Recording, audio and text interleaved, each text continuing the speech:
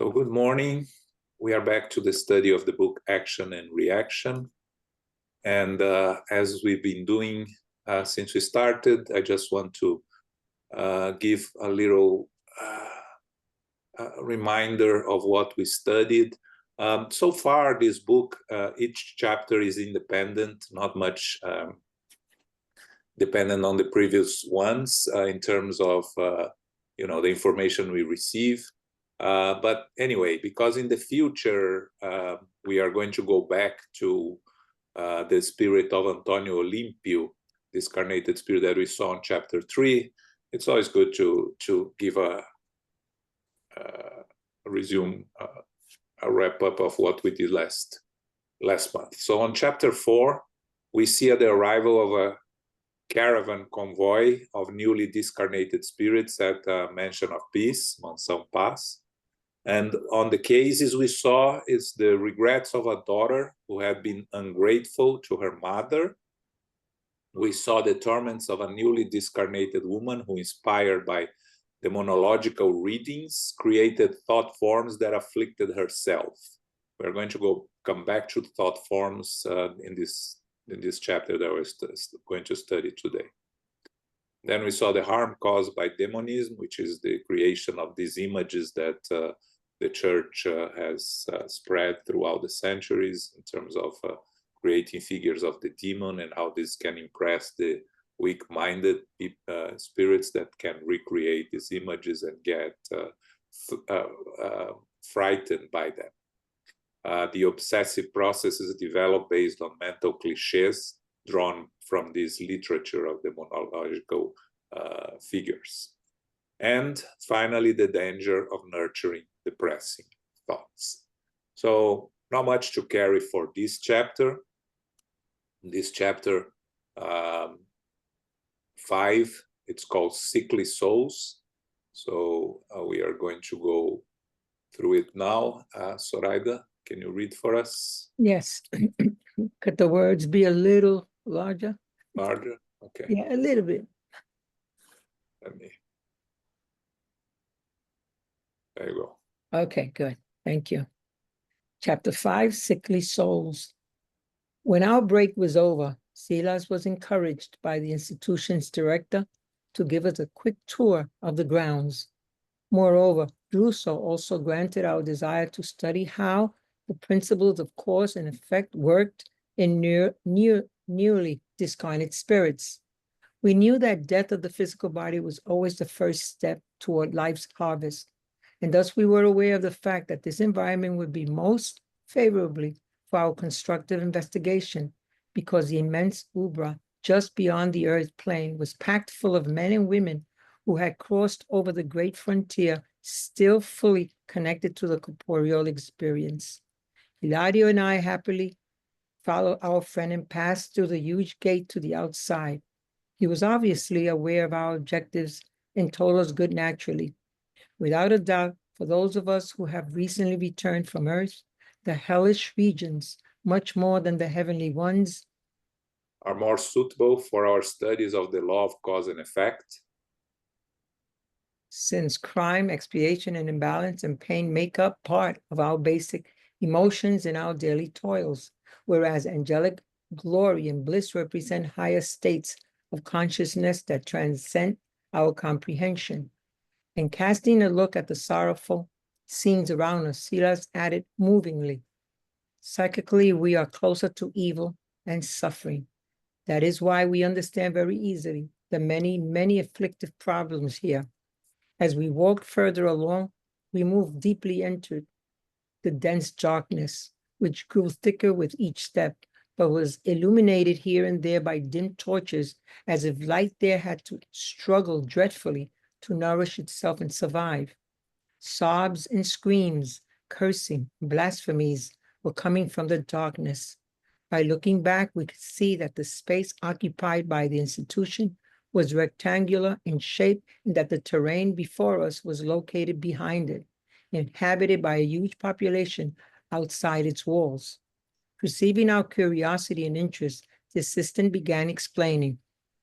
We are, in fact, in the region behind the Institute. It's a broad area overflowing with troubled suffering spirits. Hilario, who was no less surprised than I was, remarked frankly, "But all these spirits seem to have been abandoned to the storm." "Shouldn't Mansao expand its embrace to help and defend them inside its walls?" "Of course," replied Silas calmly. "That idea is most desirable.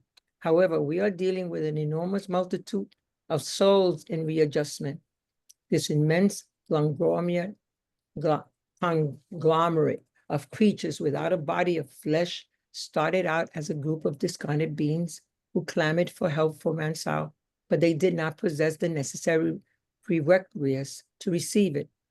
Firm in carrying out its program, our institute couldn't open its doors to them right away because they took pleasure in their state of desperation and revolt.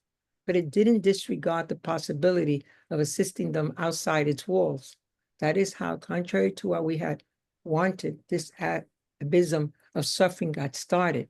Thousands of spirits are gathered here haphazardly, victims of their own insane and gloomy thoughts. When they finally overcome their state of trouble or anguish, which may last for days, months, or years, they are brought to our institute, which, as much as possible, avoids opening itself to minds that are still completely entrenched in constant rebelliousness. Maybe because we were silently recalling the scenes from the night before involving the discarnate spirits sheltered in the large asylum, our friend added, "Yesterday, you witnessed the assistance rendered to an unfortunate brother abused in the darkness, and you also saw the arrival of sufferers just recently delivered from the flesh. Among those who were benefited, you saw unconscious, in-depth souls, but no evil and rebellious ones." In light of this remark, which to a certain extent eased his restless mind, Hilario asked, "Can this environment, withering in misfortune as it is, count on getting the help it needs?" "Yes," said our friend. "Many individuals who recovered at Mansao have accepted invaluable task of aid by offering fraternal assistance in vast areas of this tortured region. After having recovered there, they bring back here the blessings they received, making themselves valuable liaisons. Through them, the administration of our institute assists thousands of needing minds and is certain which suffering brothers and sisters are worthy of entering the institute after their gradual transformation. Scattered about in the fields of darkness and the small domestic sanctuaries, they continue their own renewal here by learning and serving. Nevertheless," continued Hilario curiously, "doesn't such an unfortunate colony of maladjusted souls suffer the control of wicked intelligences like the ones we saw yesterday on the other side of this place?" "Yes, assaults like that are constant and unavoidable here, particularly regarding spirits who left bestialized accomplices behind in hellish layers or in centers of terrestrial activities. In those cases, the victims of such discarnate human beings suffer long and unimaginable torment through hypnotic fascination, something that many spirits of evil know how to do very well." After a short pause, Silas continued, "Those are just some of the phenomena of comprehensible punishment that certain mystics observe during their out-of-the-body experiences in the darkness, in which they classify as purifying torment. To them, guilty souls after death experience horrible tortures by demons inhabiting the darkness." The assistant's explanation, added to the ceaseless mourning and lamentations we were hearing, caused an unpleasant feeling. Maybe that is why Hilario, painfully touched by the cries around us, asked in wonder, "Why did you say comprehensible punishment?" And trying to get off his chest, "Do you think it is right for all these people to be grounded together in such desolation?" Silas smiled sadly and said, "I understand your concern. Undoubtedly, so much suffering in one place would not be right if it were not the result of those who preferred injustice while in the world. Isn't it right that we must all reap what we have sown? On the same patch of fertile and neutral land, those who plant nettles will pick sticking nettles, and those who protect the garden will pick the fragrant flower. The soil of life is the same for all of us. On this huge state of anguish, we never find simple innocent souls, but rather individuals who abuse their intelligence and power and who willingly deaf to prudence, lost themselves in the abyss of madness and cruelty, selfishness and ingratitude, temporarily rendering themselves prey to the insane and monstrous mental creations they weaved for themselves. Thanks, Zoraida. okay. This is a longer chapter, Yeah. and this first part is the longest part, but it's a good picture for us to understand where they are. So we have Silas, Andre Luiz, and Hilario. Druso is the director of Mansion of Peace. We saw the institution, which is a fraternal temporary house of assistance located in the lower zones or the umbral, surrounded by spirits that are still in the dark. And here it's is where we try to understand through the explanations of Silas, who are the spirits, why they are there, and what's the situation we find in these regions of the lower zones or the umbral, right, where we have these suffering and struggling spirits. So it's an opportunity to study the principles of cause and effect on newly discarnated spirits. We are dealing here with newly discarnated spirits, right? And again, let us understand that time is relative when we are in a state of suffering or in a state of happiness. But newly doesn't mean, it does not mean that they are there for hundreds of years. They are there for days, months, couple of years. And Silas explained for those that have returned from Earth that these hellish regions, much more than the heavenly ones, are more appropriate for our studies of law of cause and effect. Because we deal here on Earth with crime, expiation, imbalance, and pain. It's our basic daily experiences on Earth, right? And angelic glory and bliss, our higher state of consciousness, that we really, it's beyond our comprehension. When we look around us, we see much more of the inferior tendencies and the struggles of our daily lives. So we are closer to evil and suffering, and that's why we understand it's easier for us to understand the afflictive problems that they are facing there, right? So they are walking around, they are hearing this moaning, the screams, sobs, blasphemies, and they are outside Mansion of Peace, right? We understand that. So it describes that looking back, Mansion of Peace occupies a place that was an institution that was rectangular in shape. Again, these places are creations of our minds in the spiritual world. This fraternal house of assistance, temporary house of assistance, it moves like we saw in the specifically in the book Workers of Life Eternal. Okay. And of course, Hilario, he asks the questions, and Hilario Andre Luiz asks the questions that we would ask. So should a mansão bring all these spirits inside? Why abandon them to there outside to the storm and everything? And Silas explained, yes, ideally, we would like to bring all of them inside. But we need to be careful, and we cannot open the doors because they took pleasure in their state of desperation and revolt. Very important here. Took pleasure, we think it's not that they enjoy. They immerse themselves in the state of desperation and revolt as a consequence of their own inferior tendencies and their difficulty to move away from their inferior tendencies. Eventually, when they overcome their state of trouble or anguish that can last for days, months, or years, then they are brought inside the institute. That cannot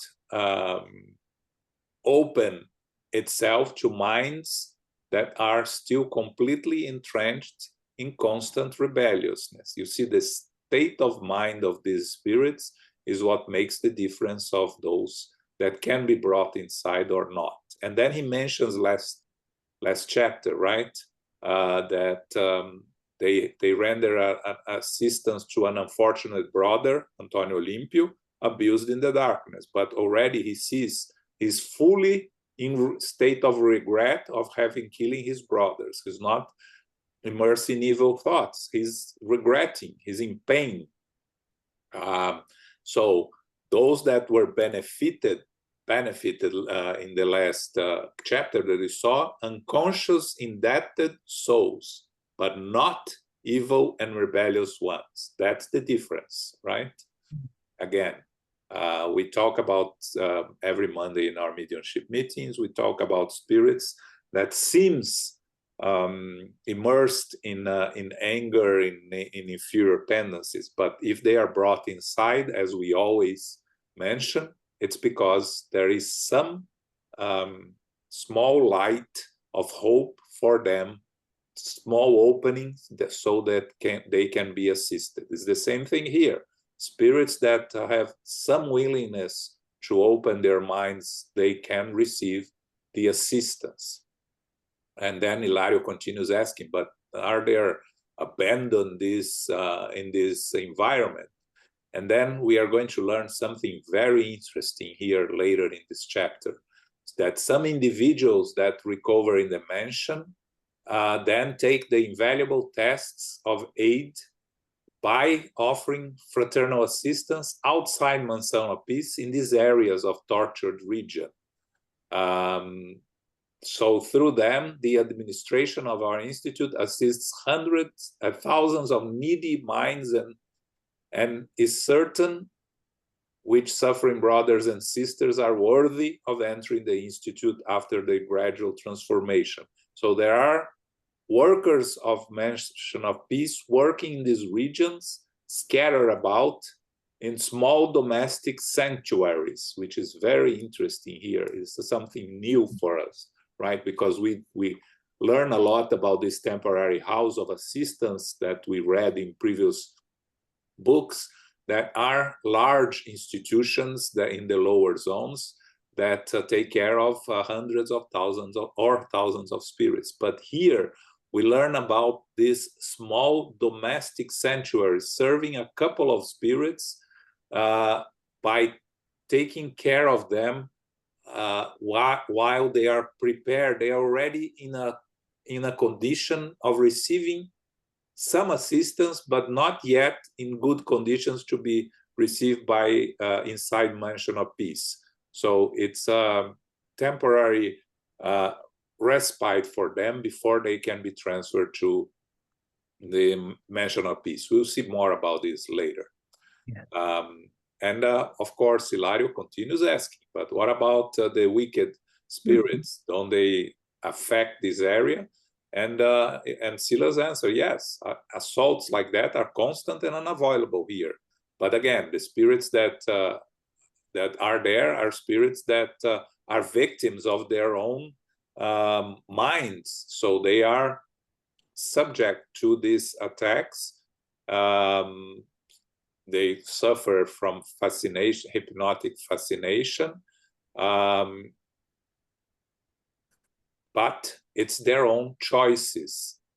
And then he talks a little bit about some mystics that can see. Again, we many times we can see either through dreams or through out-of-body experiences or through astral projection these places, and some people do not understand how to interpret what they are seeing there. So he talks about comprehensive punishment, and Hilario continues asking, do you think it's right for all these people to be grouped together in such desolation? And again, we go where our mind takes us. So they are there because they think alike. They vibrate at the same vibrations. And he says, those that we reap what we sow, what we sown. In this state of anguish, we never find simple and innocent souls, but rather individuals who abuse their intelligence and power. This is very important. We never find simple and innocent souls in this place.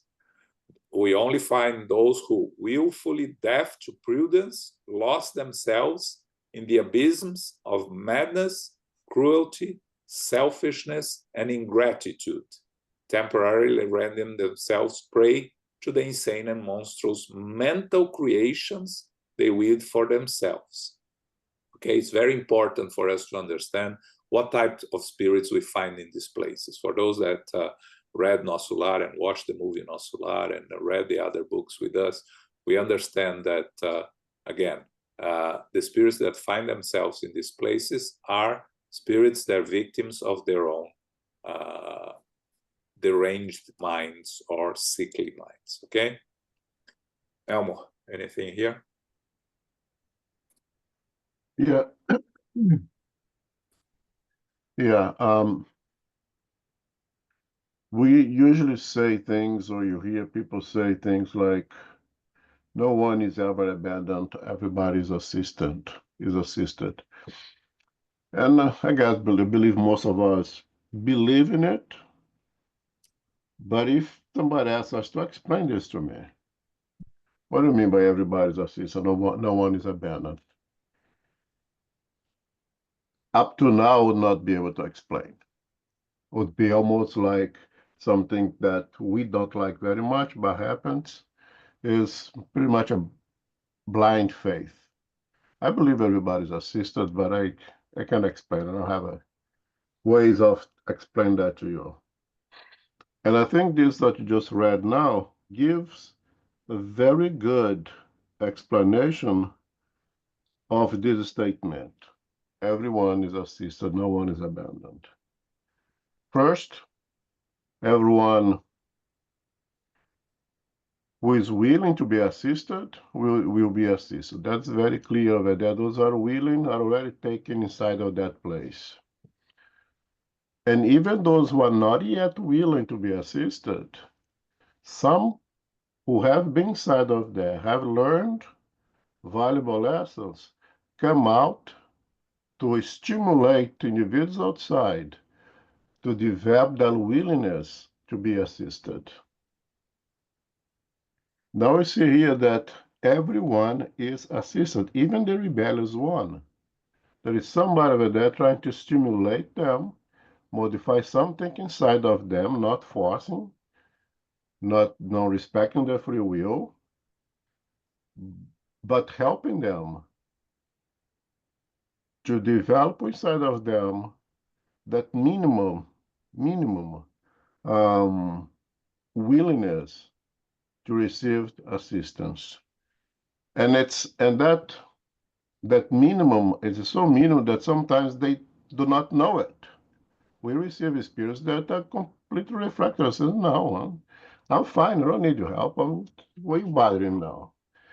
Because they are so conditioned to believe that they are different, that they had that side of the darkness, and then we don't mix with all the side of the light, that the most difficult thing is to let them know, no, you are like us, and there is something within you that allows you now to be here to receive some kind of assistance.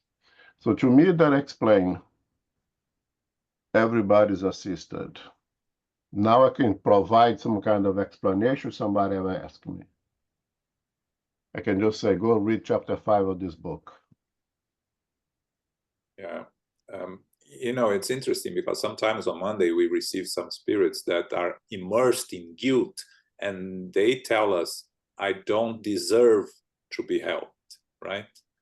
And this is a profound state of guilty and the regret. But when they are there, the assistance it's there. They are going to receive assistance. It will take some time for them to accept the assistance, but it's already an opening to receive the assistance. Okay, any questions here, comments? Yeah, the comment is the courage and determination of those who volunteer themselves to live outside to assist individuals in that very low, dark parts of the spiritual world, right? It's like one of us to leave everything that we have and go live amongst the crackheads in the crack house, try to help them. Who amongst us would have the discipline, the courage, the faith to do such a thing? Yeah, and we are going to meet one of these heroes now in this second part. Okay. Our conversation ended suddenly in front of a small house half hidden in the fog, and from whose interior came comforting rays of light. Large dogs that we could barely make out in the flickering light yelped strangely when they sensed our presence. All of a sudden, a very tall, rugged-looking man appeared and greeted us from the small gate that separated us from the threshold of the house and invited us in. Silas introduced him happily. His name was Ozel, one of the mansel's guards working in the darkness. A few minutes later, we were inside the warm shelter. At the guard's command, 2 of the 6 dogs made themselves comfortable by lying down at our feet. Ozel was huge. He looked like a bear in human form. However, there was sincerity and devotion in the mirror of his clear eyes. I got the perfect impression that he was a convict in the process of rehabilitation. In the simple, cramped room, there were rows of seats, and above them, there was an oval-shaped hollow in which there was a handmade cross illuminated by an oil lamp in the form of a shell. Orzil left to calm down the last tame dogs in the back. Meanwhile, the assistant informed us, Ozel is a friend with very little education who committed lamentable crimes in the world. He suffered a lot at the hands of old adversaries, but after a long stay at Mansal, he has been rendering valuable help in this vast region inhabited by despair. He is helped by helping, by serving unselfishly and with fraternal devotion. Not only does he re-educate himself, but he will also soften the playing field for the new life waiting for him in the physical realm due to the sympathies he has attracted on his behalf. Does he live alone? I couldn't help asking. He dedicates himself to meditation and studies of a personal nature, Silas remarked patiently. But as is the case with many other outposts, this one has a few cells occupied by spirits under treatment and waiting to be received by our institute. Just then, Ozel came back and the assistant asked him kindly, "How's the work going?" "There's a lot of it, boss," he replied humbly. "Yesterday's storm brought immense devastation. I think there must have been enormous suffering in the swamps." Assuming that he was referring to the abyssal precipice where thousands of unfortunate, troubled souls struggle, Hilario asked, "Wouldn't it be possible to reach such places to help those who are suffering?" Our new friend grimaced and with sadness and resignation and replied, "No, it wouldn't be." As if coming to his friend's rescue, Silas added, "Those who struggle in those caves are almost always extremely rebellious, and because of their insanity, they have become veritable demons of insensitivity. They must become willing to opt for clear and peaceful conformity so that, even though they may still be half-conscious, they can profit from the help that is extended to their souls." Thanks. Mhm. Okay, so we arrive at this small house, half hidden in the fog, but from whose interior came comforting rays of light. What is this light? It's the good work that comes out of this man that is introduced there, Orzil, right? because he vibrates in a different wavelength than all the surrounding spirits and the surrounding region. He's able to create some light in his blessed small house where he's working. The description of him is very interesting. A huge man, right, that looked like a bear in human form. We hear about dogs again, right? When we talk about animals in the spiritual world, we always mention that they are there only when they are serving a purpose. So these dogs are helping this man to protect the house, of course. The protection, the light would protect, but of course he uses the dogs because he would impress the spirits that may threaten the house. So it's a way of defending the house, right? And Andre Luiz describes him as someone that looks sincere and with devoted eyes. And he compared to a convict in the process of rehabilitation. And then when he enters, he describes the house, and a rows of seats, a handmade cross illuminated by an oil lamp in the form of a shell. This is Orziu's creation for the house. And then Silas, when Orziu leaves to calm the other dogs, he describes him, a friend with very little education, who did a lot of crimes when he was incarnated. And then he suffered a lot in the hands of old adversaries, action and reaction. But finally, he stayed for a very long time and mention of peace. And he is been working to help those in this vast region of despair. And very important here, when people ask, can we evolve? Can we learn? Can we evolve in the spiritual world? That is a perfect description of how can we get from criminal minds to sincere work of goodness.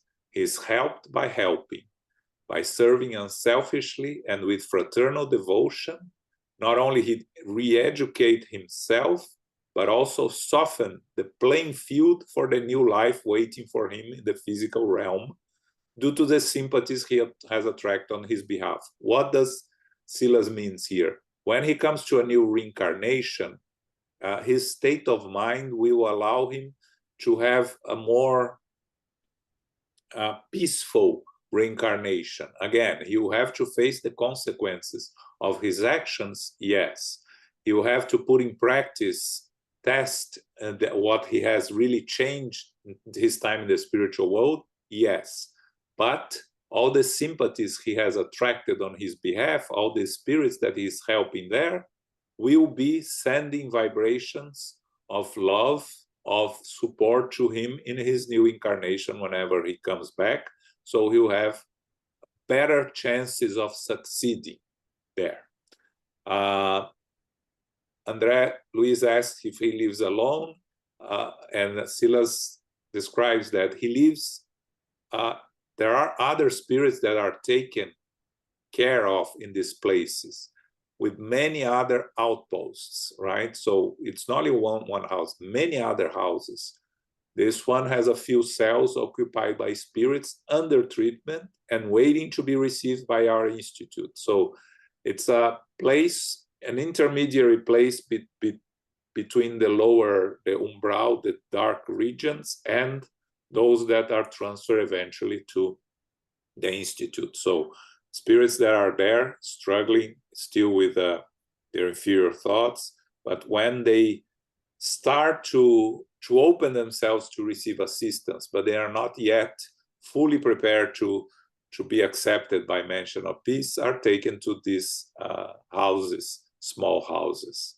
And then he talks about the work, the storm, and he talks about the suffering in the swamps, which is these abysmal precipices where Andre Luiz knows there are thousands of unfortunate troubled souls.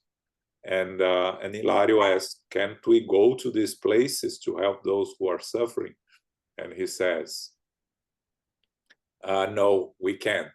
And Silas explained, those who struggle in those caves are almost always extremely rebellious. And because of their insanity, they became demons of insensitivity.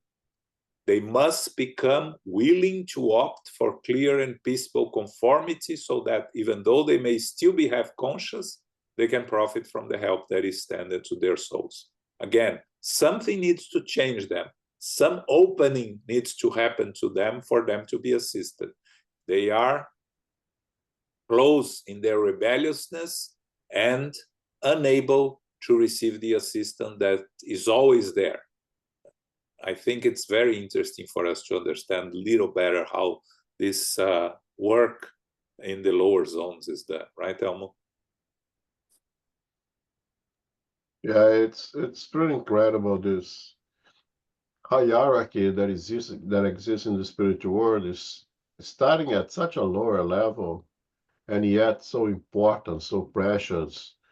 Individuals who are already taking steps to not help themselves, but to help others. I think this is a great example of the law of progress right there. Yeah, and it's important here for us to understand, because one question that was not asked by anyone there, but we could, right? Why don't you put more elevated spirits to take care of them? Again, it's an opportunity for everyone that wants to work, because if you go, if it was Silas in the place of Orzil there, could Silas do the same job or better job? Probably, but it's an opportunity for Orzil to learn, to help, and in doing that, to be helped. Work for everyone in different positions, right? Of course, there is always the supervision that goes from Orzil to Silas to Druso to Nosso Lar, as we learned in the previous chapter, when we learn more about Druso. The assistance is always there, but you know, there is work for everybody, and it's important that everyone has the opportunity to work. In a place like this, a worker like Orzil is enough. It's good enough to help the patients that are there. He has enough knowledge to be able to assist. It's goodwill and a little understanding of what he needs to do that. Right, Emma? And the understanding, the humility to understand that is your place. That's how you can develop the best that you can do. So you ask, could Silas do what Orzil is doing? Yes, but could Orzil do what Silas is doing? Probably not. Could the minister of Nosso Lar do what Silas is doing? Probably yes. But could Silas do what the minister of Nosso Lar is doing? Probably not yet. You need to go to that hierarchy, those steps to reach that level. So those individuals who want to help, they will find the place where they can develop themselves. And important, as said over here, by doing that help, we are often the ones who helped ourselves the most. Thanks. Any questions here? Comments? Okay. Okay. As if he wanted to demonstrate what he meant, he invited us to inspect the nearest cells. How many patients have you got today? Very respectfully, Orzil answered without hesitation, 3 friends who are barely conscious. After a few steps, we heard loud screaming. The accommodations reserved for the patients were in the back and looked like large, comfortable stables. That is the best way to describe them, because taken together, they convey an image of rusticity and security that naturally lends itself to the purposes of restriction of movement. As we drew nearer, we were met with an unpleasant smell. Answering our silent question, the assistant explained. Your you're aware of the fact that all individuals are surrounded by an aura of vital energies that vibrate deep within them.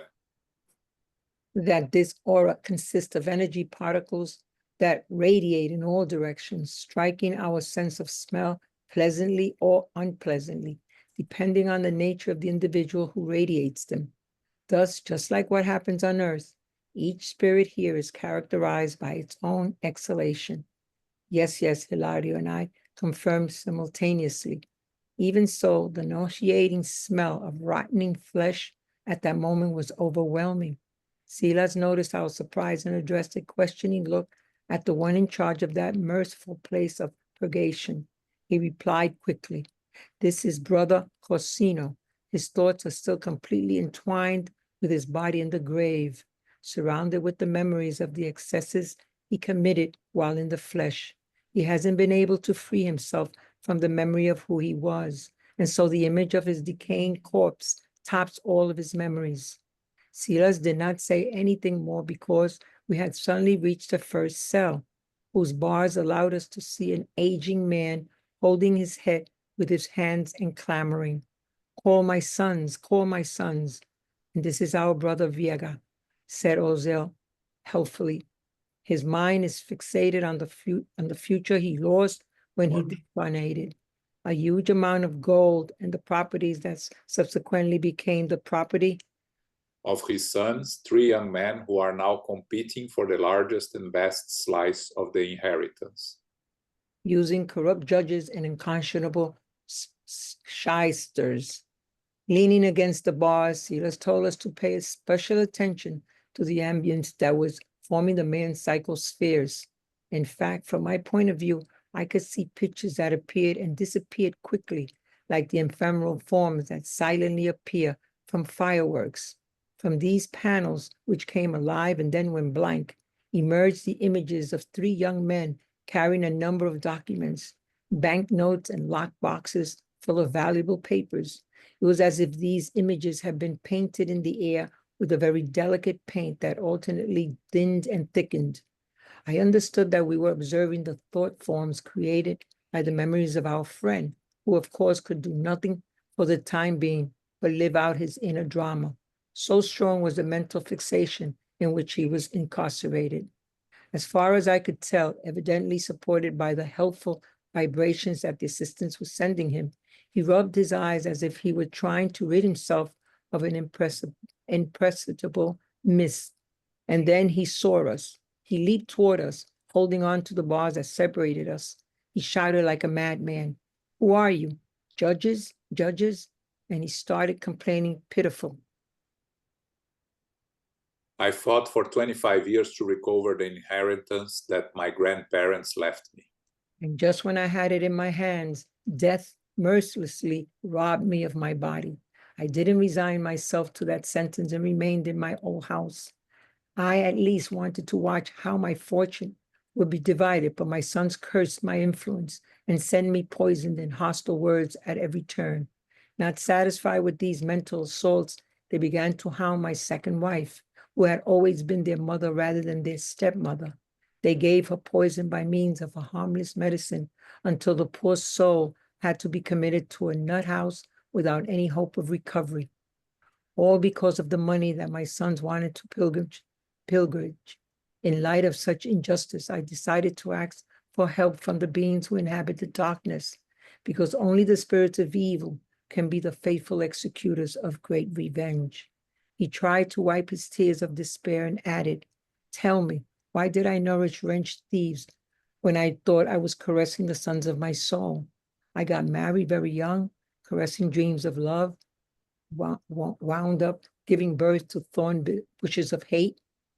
When Silas asked him to calm down, the wretch shouted furiously, "Never, I will never forgive them. I resorted to the spirits of hell because I knew that holy ones would advise conformity and sacrifice. I want the demons to torture my sons as much as they have tortured me." His weeping became streaks of laughter, and he began shouting, my money, I demand my money." The assistant turned to Ozel and commented compassionately, Yes, for the time being, our friend's situation is too complicated. He cannot leave his cell without harm. We left the sick man shouting abuses at us with clenched fist and approached another cell. Okay, Following thanks. Mhm. Okay, so we have 3 patients there, right? 3 friends that are barely conscious, as Orzil describes. Andre Luiz describes the accommodations, looks like comfortable stables, which is very interesting. Of course, the security it's needed for them to not be able to leave those places while they are being taken care of. And when they approach, there is an unpleasant smell, and then Orzil describes that it's Brother Corsino, whose thoughts are still completely entwined with his body in the grave. So the physical body is decaying, and he's so connected to the physical body that the emanations of his thoughts are radiating this smell, as Silas describes here, the aura of vital energies that vibrate deep within them, and these energy particles radiate in all directions, striking our sense of smell pleasantly or unpleasantly. So this Brother Corsino hasn't been able to free himself from the memory of whom he was, still attached to his physical body. So the image of his decaying corpse tops all of his memories. It's again, it's a reflection of what he's thinking. And then they approach another man called Vega, that he's fixated on the fortune that he lost when he discarnated. He left behind his 3 kids fighting for the money that he left. And then Silas asked them to look at his, for Andre Luiz and Hilario to look at the psychosphere, to the ambience that was forming in the man's mind. And Andre Luiz could see pictures that appear and disappear quickly.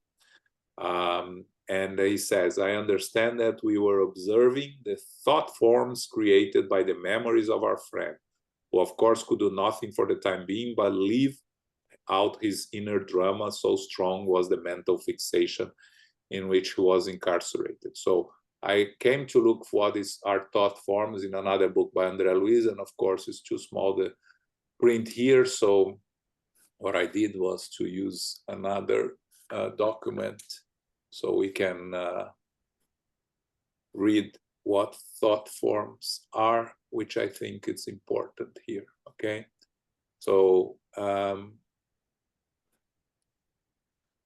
through this is in the book Evolution in Two Worlds by Andre Luiz, right? Thought forms.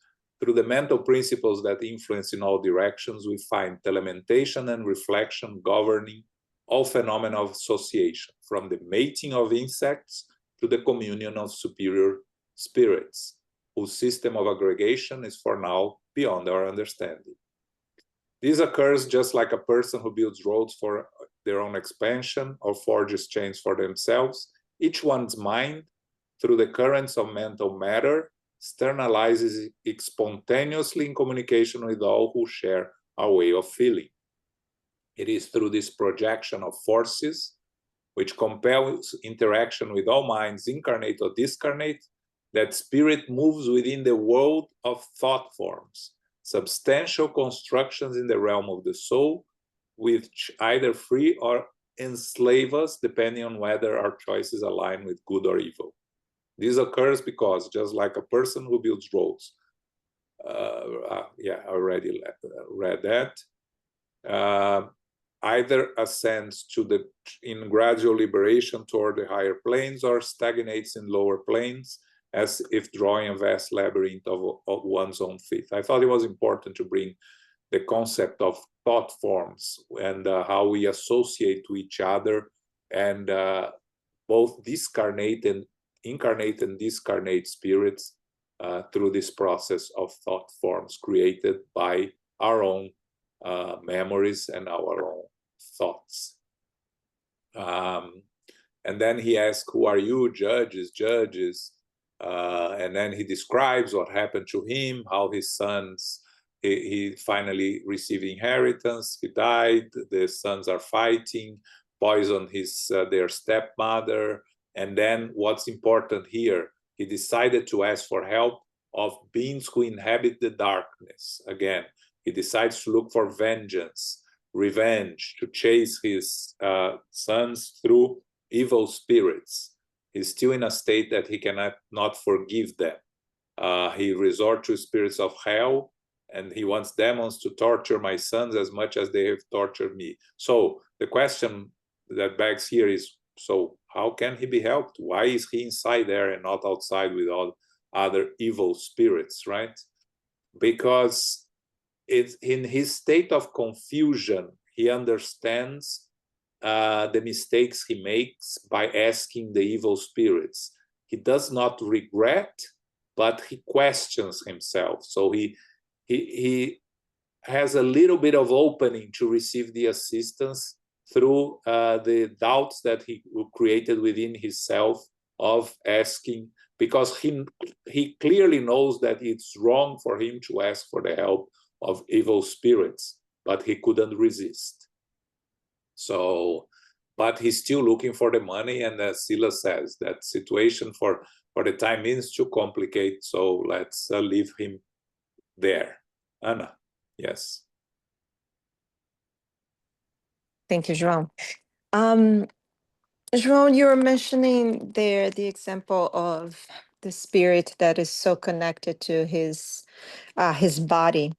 My question is, what exactly makes this particular spirit, or and many others, connect to that moment of death, or let's say them being buried, and others that we see on Mondays that simply don't even know they transitioned and don't know they how come these ones that are at a different understanding are not connected to that particular moment of burial? Or is it because a person, what happens that somebody gets stuck in that connection of their funeral, while others don't even know they passed, or are connected to a different moment, attached to a family member, or more connected there with a different moment in their life or transition that is ongoing? I don't know if I explained it well. It's a very good question. It's the state of mind of the spirit, right? So a spirit like this one, it's too much attachment to the physical body, lack of understanding of our spiritual nature, and so the main focus of this spirit is the physical body. So that's why he's attached there. If his main focus was anger at his work colleague, let's say, then he wouldn't be focusing on his physical body. Without understanding, he would return to the spiritual world, but his thoughts would have taken him in a different direction. So it all depends on where our mind focus, right? In this case, probably the highest interest that he had was his physical body, and the lack of understanding, the state of confusion he is, that his physical body is there, dying, decaying. He doesn't clearly understand what's going on. He's in a complete state of confusion, but his focus is on the physical body he's left behind. That's why he's attached there. Others, again, those that do not believe in the spiritual life, but lived a good life in terms of doing what's right, helping others, the assistance, they are open, even unconsciously, they are open to receive the assistance because they have a good intentions, let's say. So the assistance can be provided to them to detach them from their physical body, to put them to sleep, things like that. But this specific case, and those who are attached to the physical body, nothing matters more than their physical body in their state of confusion. So that's why they are attached to the physical body. I don't know if that's clear. Yes, I think so. It was just trying to understand why some are attached to a particular moment, and in particular this one, that it's so terrifying, while others are in a different space. But I guess, I don't know, maybe it's how they connect to their body or the moment of a passing. I'm not really sure. Yeah, it's the importance of the physical body is, the lack of understanding of us as eternal spirits, and you take care of your body the whole life, and then you die, and you can only think of your physical body, so you stay there. I don't know, Elmo, if you can add something here. Other possibilities, again, possibilities would be suicide. Other possibility could be narcissism. You just love your body so much that even though you actually believe something else, but your narcissism is so big does not allow you to move farther away from that body that is decaying now. I think there's many possibilities. I can't think of those two right now. Anything else to add here on this part that we read, Elmo?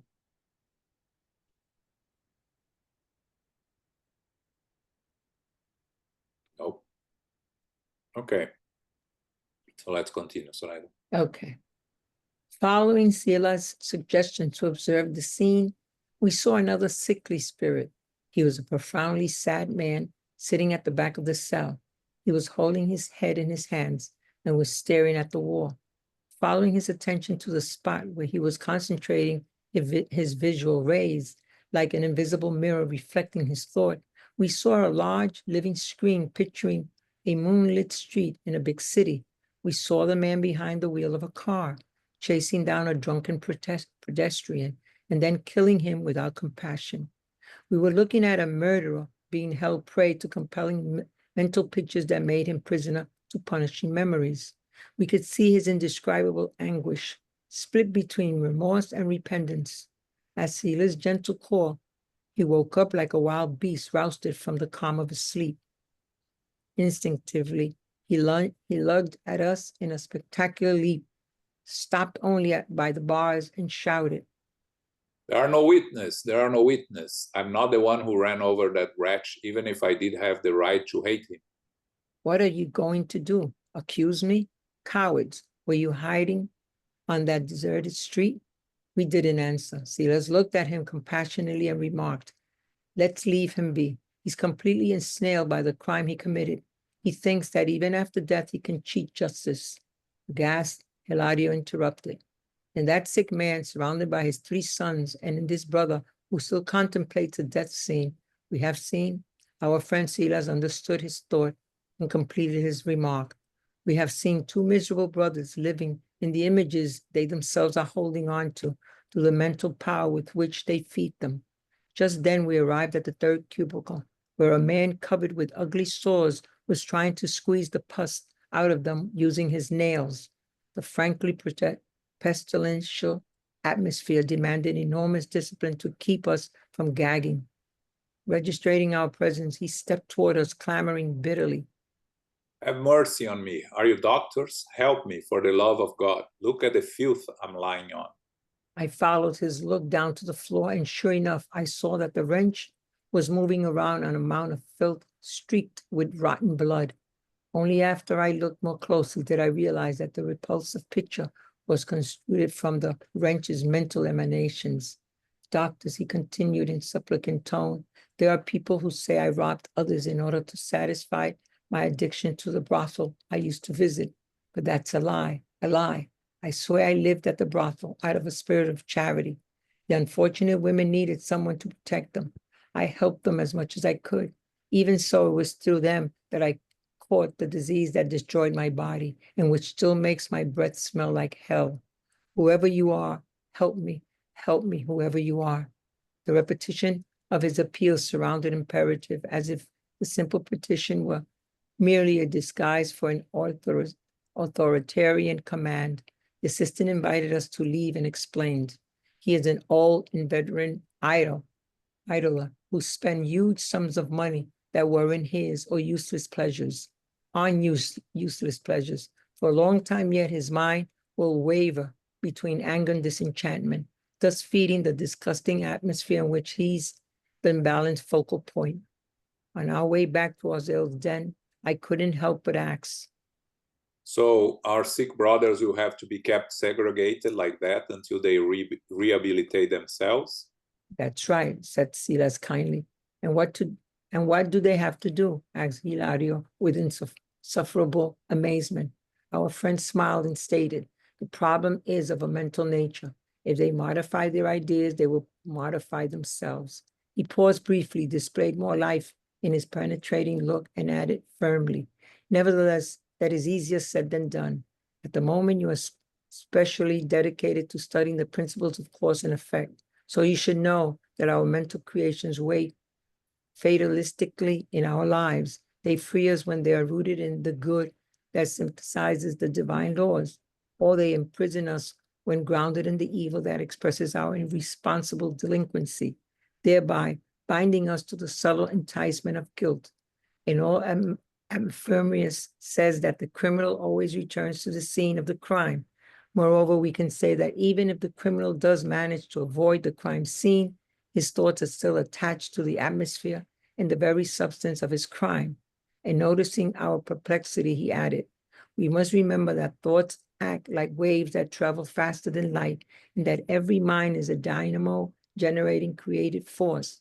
Now, if the good is the expansion of the light and evil is the condensation of the darkness, then when we lose ourselves in cruelty towards others, our thoughts, which are waves of subtle energy permeating places and people, situations and matters that affect our memory, act and react upon each other in a closed circuit, always bringing back to us the unpleasant feelings caused by our contact with our unfortunate deeds.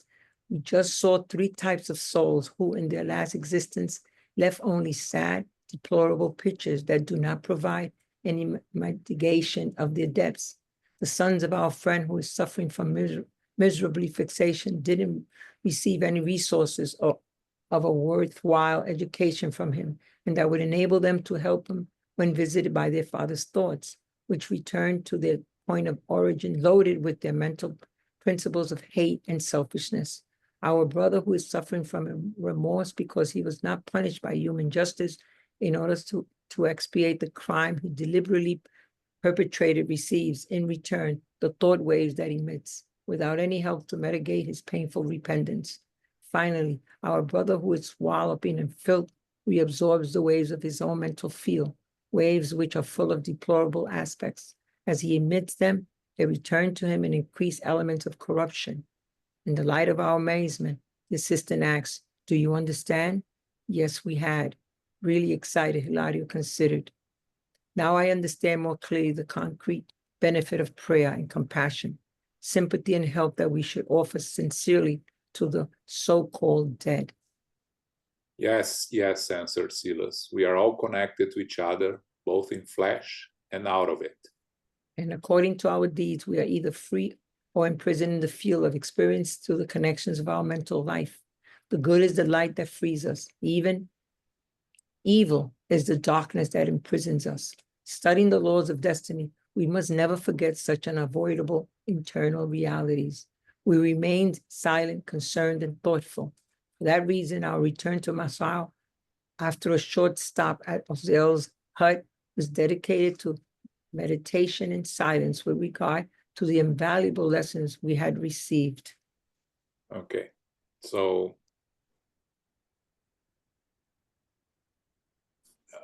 the last case here is someone that had killed drunk, and Andre Luiz, it's interesting, he sees one thing that is important here, right, that we always mention. Andre Luiz, at his stage of evolution, already has the ability to read the mind, the projections, the thought forms of suffering spirits. Of course, he cannot, so spirits at a certain level of degree can, according to, as they learn and they prepare themselves, be able to read the minds of less evolved spirits, suffering or evil spirits. And he describes what he sees here as, he says, an invisible mirror reflecting his thoughts. So the man is looking at the wall, and Andre Luiz is seeing what he's thinking. A man behind the wheel of a car chasing down a drunken pedestrian, killing without compassion. And he's a prisoner of his own memories. He was not punished for that, and but he was already there, split between remorse and repentance, meaning that's the reason he's there, able to start the process of being helped. And then when he sees them, he's still trying to hide what he has done from himself and from others, right? He's saying, I'm not the one ran over the wretch. Don't, cowards, are you accusing me? Why, where are you hiding? He's, as Silas mentioned, he's ensnared by the crime he committed, and he thinks that even after that, he can cheat justice. Again, he already has a regret of what he has done, but he's still trying to find ways to hide from his own misdeeds. And then, you know, as a wrap up of all the three cases they have seen, Silas explained two miserable brothers living with the images they themselves are holding on through the mental power which just feed them. You know, the one surrounded by his three sons, and this one that is looking at the crime he committed. And then they arrived at the third one that we heard in the beginning, right? Corsino, that was from whom the smell came from. And we see him complaining. He's covered in sores. He's all looking really like his physical body that is decomposing, and he died through a disease, right? And he says he caught the disease in this brothel that he used to go, and he's trying to justify himself, saying that he was there to help the unfortunate woman, but not to fulfill his pleasures. And Silas explained later that he was an idler that spent huge sums of money that weren't his on useless pleasures. And for some time, his mind will waver between anger and disenchantment, and thus feeding the disgusting atmosphere which his imbalanced focal point. Again, going back to Anna's question, he's focusing still on his sick physical body. Of course, he understands, he sees the whole picture of what he has done with his life, the causes, and finds himself revisiting the brothel, but his decaying physical body is the focus of his attention, and looking for someone to heal him, to help him. That was he's looking for, but we now, of course, in a clear state of confusion, fully not able to understand where he's at. And then Silas explains that the problem of the three is of a mental nature. If they modify their ideas, they modify themselves. They need to modify their ideas. And how is it going to happen? Eventually, we get exhausted of going over and over the same thing. Like Andre Luiz, 8 years in the lower zones, a different case, but we can use an example. Eventually, he got exhausted of trying to understand, trying to deal with the situation around him, and he let everything go and sincerely asked for help. And then help was there immediately to take him to Nosso Lar. So these individuals, they when they finally get completely exhausted of the suffering and the struggling and open themselves to help, which is they already in the starting process of it. That's why they find themselves in this house with Orzil, right? Because they can already start to receive the assistance. They are preparing themselves. They're showing some dimmer light to receive the help and assistance. So it's the beginning of the process. And then Silas described our mental creations, how they weigh in our lives fatalistic. So they free us when they are rooted in good. That synthesizes the divine laws. When we connect to the divine laws, our mental creations free us, or they imprison us when we connect ourselves to evil and delinquency, right? And we fall ourselves into guilt, into remorse. The phrase, the criminal always return to the scene of the crime, is interesting here. We may not return in the physical world, but eventually even in the spiritual world, through our mind, we are always back to the scene of the crime. That's the correctness of the phrase. And then he concludes, right, we must remember that thoughts act like waves that travel faster than light, and every mind is the dynamo generating creative force. Good is the expansion of the light, and evil is the condensation of the darkness. It's very interesting, right? It's expansion and condensation. We expand the light, we condensate the darkness around ourselves. When we lose ourselves in cruelty towards others, our thoughts react upon each other in a closed circuit, always bringing back to us the unpleasant feelings caused by our contact with our unfortunate deeds. So, he explains about the remorse of the one that was not punished by human justice, so he's punishing himself. The one that has his sons, that he was responsible for not properly educating them, and now he's having the guilty thoughts and hate and selfishness.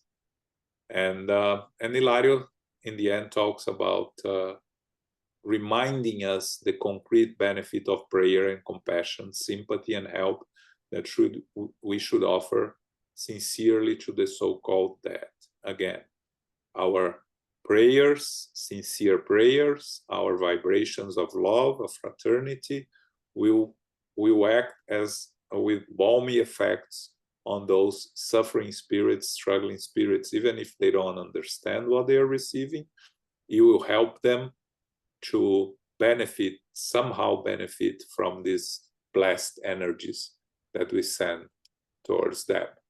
The good is the light that frees us, evil is the darkness that imprisons us. That is very important. We must never forget such unavoidable eternal realities. Okay, that's the end of the chapter. Elmo, anything to add here?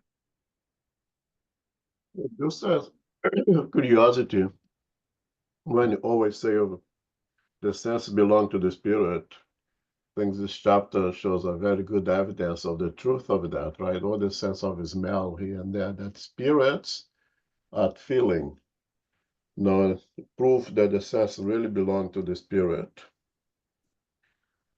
This week in our Gospel at Home, we read that passage that if he was a good man, he would have died, right?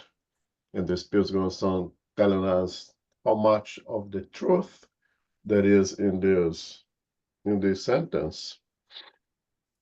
It makes me reflect of the value of we start our process of repentance and reparation in the physical world as much as possible, and the responsibility that our justice system carries on that, right? Those individuals who had an opportunity perhaps getting caught, whatever kind of crime, not necessarily homicide or anything like that, whatever kind of crime. To have the opportunity to restart the process of the repentance, the recognition of the error, how much it facilitates when you go back to the spiritual world. The same way that Brazil was gaining all those privileges for the work that he's doing there. So when he reincarnates, it will soften the blows of reincarnation. The reverse is also true. By having the opportunity to recognize mistakes, start the process of repentance, reparation here, equally soften the blows of our responsibility when I go back home in the spiritual world.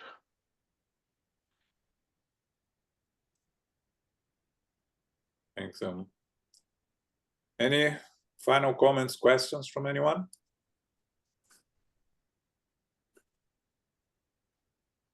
Okay. So we stop here.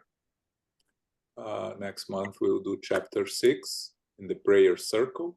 We're going to talk about prayers, which is always very helpful.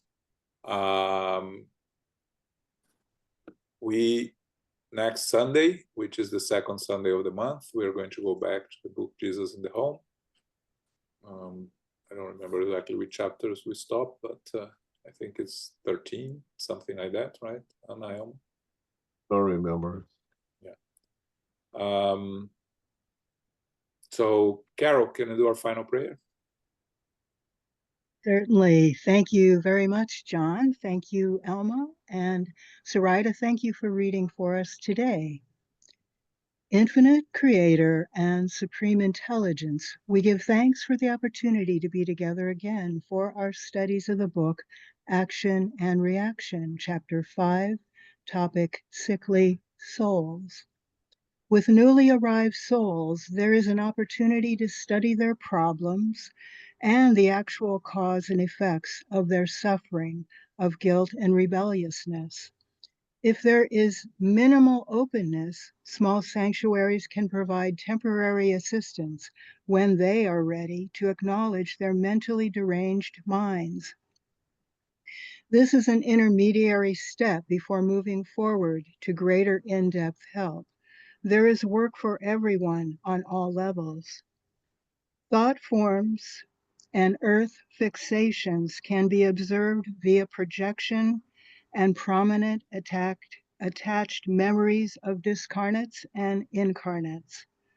Thoughts are waves of subtle energy which emit outward and also which follows us. This is the mental arena, depending on the positive or negative vibrations which are held. We give thanks to the spiritual benefactors and good spirits for guiding and inspiring us today. May we receive the love, light, and peace of Christ within us, and for our loved ones, our teachers, our directors, our counselors, our mediums, our workers, and all who are participating. We pray for inner peace, and especially now for world peace and for those who are suffering in the physical and spiritual world. We pray for our center, SGNY, and all spiritist centers throughout the world, that they may grow, prosper, expand, and be protected by day and by night. As we close, we humbly ask for safety and protection as we return to our family, friends, loved ones, and co-workers. May we go forth now and remind ourselves to be beacons of love, of light, of peace, of service, and charity, which is love in action. May peace and love prevail. So be it.